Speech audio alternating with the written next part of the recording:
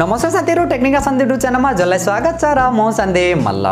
So guys, finally टेक्नोले Tecno Camon 18 series मध्येका तीनवटा smartphone Tecno Camon 18, Tecno Camon 18i र टेक्नो क्यामन 18 प्रिमियर गरेर तीनवटा स्मार्टफोनलाई चाहिँ नाइजेरियामा लन्च गरिसकेको छ। सो आजको भिडियोमा चाहिँ म टेक्नो क्यामन 18 प्रिमियरको बारेमा चाहिँ कुरा गर्ने छु। के फिचर स्पेसिफिकेसन देख्न मिल्छ र हाम्रो नेपाली बजारमा कहिलेसम्म देख्न मिल्नेछ र के कति प्राइसमा देख्न मिल्नेछ सम्पूर्ण जानकारी दिनेछु र भिडियो अन्तिमसम्म हेर्नु होला। त्यो भन्दा पहिला चाहिँ यदि आजको भिडियो मन परे भिडियोलाई लाइक गरेर तलपट्टि देख्न सक्नुहुन्छ रातो बटन त्यस्तै थिचेर च्यानल सब्स्क्राइब गर्नु होला र साथमा रहेको नोटिफिकेसन बेल आइकनलाई दबाएर अल नोटिफिकेसनलाई पनि अन गर्नु होला ताकि मैले जति पनि नयाँ भिडियो अपलोड गर्छु सबैभन्दा पहिला नोटिफिकेसन हजुरलाई मिल्नेछ।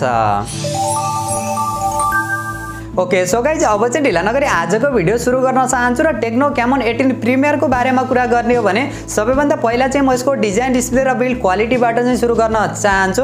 6.7 इन्चको full HD plus AMOLED display 120 हर्ट्जको रिफ्रेश रेटका साथ देख्न मिल्छ भने 550 निटको चाहिँ ब्राइटनेस देख्न मिल्छ। 395 को चाहिँ पीपीआई पिक्सल डेन्सिटी देख्न मिल्छ। एकदमै राम्रो कुरा चाहिँ हामीले यसमा टीयूवी रेन लाइटको चाहिँ सर्टिफिकेसन पनि देख्न मिल्छ। अगाडिपट्टिको डिजाइन ग्लासको देख्न मिल्छ तर कुन ग्लासले चाहिँ प्रोटेक्सन गरेको छ यो भने कहीँ पनि मेन्सन गरेको छैन र पछाडिपट्टिको डिजाइन चाहिँ फुल प्लास्टिकको देख्न मिल्छ। प्लास्टिककै फ्रेम देख्न मिल्छ। ग्लोसी फिनिशिङमा चाहिँ हामीले डिजाइन देख्न मिल्छ। ओभरअलमा डिजाइन डिस्प्ले र बिल्ड क्वालिटीको बारेमा कुरा गर्ने हो भने एकदमै बब्बाल मान्न सकिन्छ। यसको सफ्टवेयरको बारेमा कुरा गर्ने हो भने out of the box android 11 देख्न मिल्छ जो यसको iOS 8.0 का साथ देख्न मिल्छ।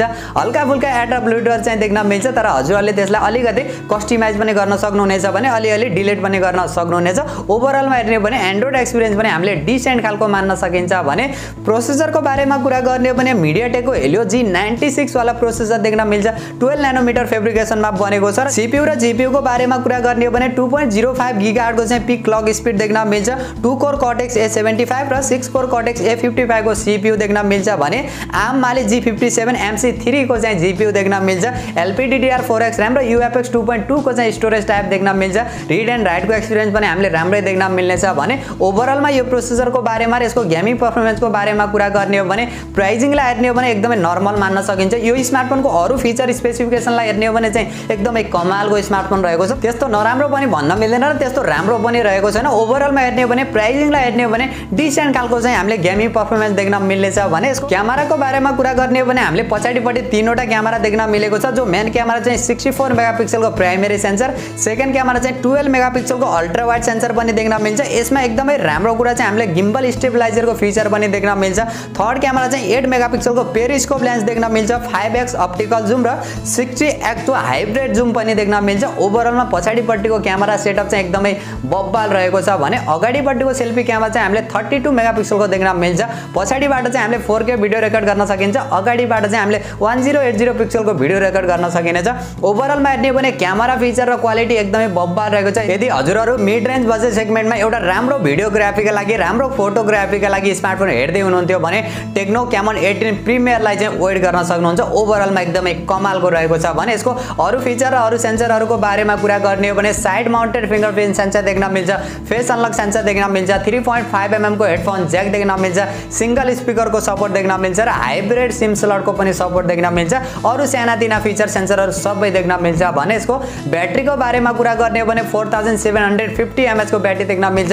33 वाटको fast charger USB type C port का साथ ब्याट्री ब्याकअप पनि हामीले राम्रै देख्न मिल्नेछ भने यसको भेरिएन्टको बारेमा कुरा गर्ने हो भने चाहिँ नाइजेरियामा एउटा मात्र भेरिएन्टका साथ लन्च भएको छ जो 8GB 256GB र नेपाली लन्च डेट र नेपाली एक्सपेक्टेड प्राइसको बारेमा कुरा गर्ने हो भने अहिले चाहिँ यो स्मार्टफोन नेपाली बजारमा लन्च हुन्छ कि हुँदैन कुनै अपडेट चाहिँ आएको छैन। जुन दिन आउनेछ त्यो दिन हजुरहरूलाई डेडिकेटेड भिडियो बनाएर पनि जानकारी गराउने छु र नेपाली एक्सपेक्टेड प्राइसको बारेमा कुरा गर्ने हो भने लगभग हामीले 35 देखि 40 हजार को बीचमा नै यो स्मार्टफोनलाई देख्न मिल्नेछ।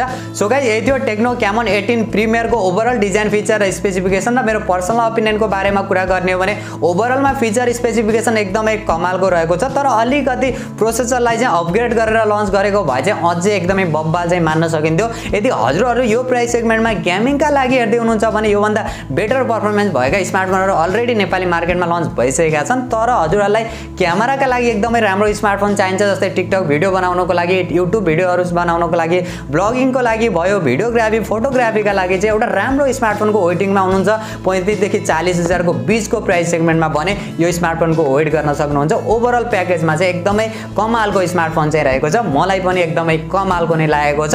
सो हजुरहरू भने यो स्मार्टफोनलाई लिएर कतिको एक्साइटेड हुनुहुन्छ र हाम्रो नेपाली बजारमा के कति प्राइसमा लन्च भइदियो जस्तो चाहिँ लागेको छ त्यो भने कमेन्ट गर्नु होला र यदि आजको भिडियो मन पर्यो भिडियोलाई लाइक गरेर तलपट्टि देख्न सक्नुहुन्छ रातो बटन त्यसलाई थिचेर च्यानल सब्स्क्राइब गर्नु होला र साथमा रहेको नोटिफिकेसन बेल आइकनलाई दबाएर अल नोटिफिकेसनलाई पनि अन गर्नु होला ताकि मैले जति पनि नयाँ भिडियो अपलोड गर्छु सबैभन्दा पहिला नोटिफिकेसन हजुरलाई मिल्नेछ।